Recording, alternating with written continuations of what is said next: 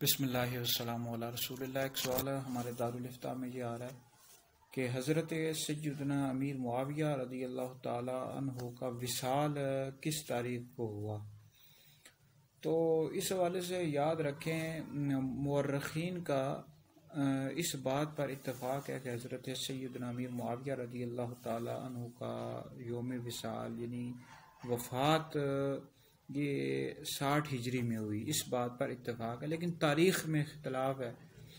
اچھا، کچھ مورخین نے لکھا ہے کہ حضرت سیدنا امیر معاویہ رضی اللہ تعالیٰ عنہ کا یوم وصال 1 رجب کو ہوا۔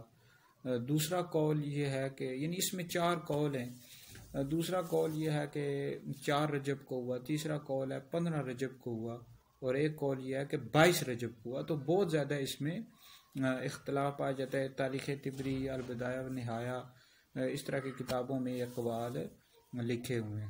بہرحال اگر 22 رجب کو بھی ہو تو بھی یعنی اس وجہ سے کنڈے کرنا، یعنی جو حضرت سیدنا امام جعفر صادق رضی اللہ تعالیٰ عنہ کو کہ ایصال ثواب کے لیے کنڈے کیے جاتے ہیں، یعنی کھانا پکایا جاتا ہے اور کھیر اور دیگر چیزیں، تو یہ منع نہیں ہو جائے گا، مطلب اس دن ایصال ثواب سیدنا امام جعفر صادق رضی اللہ تعالیٰ عنہ کو کر سکتے ہیں۔